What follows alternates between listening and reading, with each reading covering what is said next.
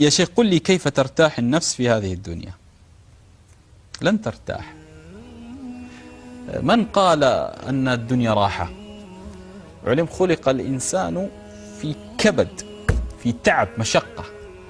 أصلا أنت تولد تعاني من الإرضاع، ثم تعاني من الفطام، ثم تعاني من المشي والسقوط، ثم تعاني من تلعثم الكلام، ثم تعاني من أستاذك وضربه، ثم بعد ذلك تعاني من كد الحياة والزوجة، ثم تعاني من الأبناء، ثم تعاني من هم الأبناء والبنات، ثم من أحفادك، ثم تموت. فمن قال أن الدنيا فيها راحة؟ لهذا راحة عقلك ونفسك تشتريها إذا علمت ثلاثة أمور.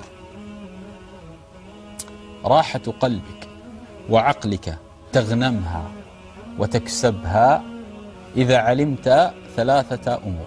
لا سلام من الناس، أنت لست في الجنة، سهام الناس ستأتيك ولو جلست في بيت أبيك ستأتيك. لهذا الله عز وجل أول نعمة يمتن بها على أهل الجنة: ونزعنا ما في صدورهم من غل. دل على أن ما قبل الجنة يوجد هذه البذرة. واضح؟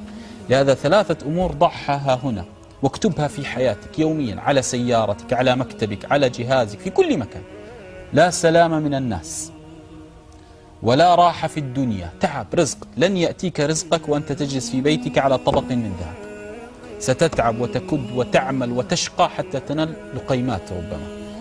إذا نعيد ثلاثة أمور: لا نجاة من الناس، ولا راحة في الدنيا، ولا نجاة من الموت.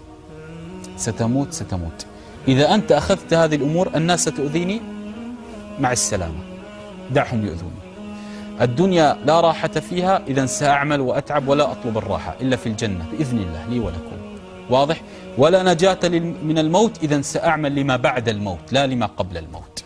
لهذا يجب أن تعمل لما قبل الموت أشياء توصلك للموت وأنت على خير، حتى الذي عملته فيما قبل الموت ينفعك بعد الموت. نحن الآن ما مصيبتنا؟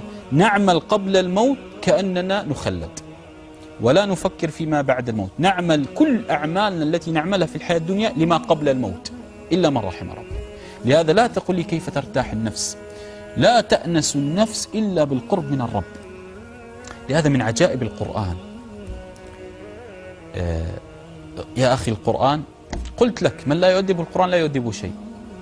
هذا القرآن يعلمك أن تنشغل به. لهذا إذا رأيت الرجل لا ينشغل بالقرآن اعلم أن الله قد مكر به. واضح؟ من عجائب القرآن وروعة القرآن، أنت لما تخاف الحرب تهرب من الدولة، من الوطن. تخاف من الغرق تهرب من البحر. تخاف من الأسد تهرب من الغابة. تخاف من المرض لا تنزل في بيئة فيها مرض. تخاف من الفقر تجمع المال. يعني تفر من الأشياء التي تخاف منها إلا الله. إذا أنت كنت تخشى الله وتخاف من الله فر إليه. قال تعالى: ففروا إلى الله، لأنه لا نجاة ولا مهرب ولا ملاذ من رب العزة. لهذا كل شيء في العالم تخاف منه فر منه إلا رب العباد، إذا خفت منه فر إليه. واضح؟ نعم. لهذا لا تطلب الراحة طالما أنت تتنفس، لا راحة. نعم.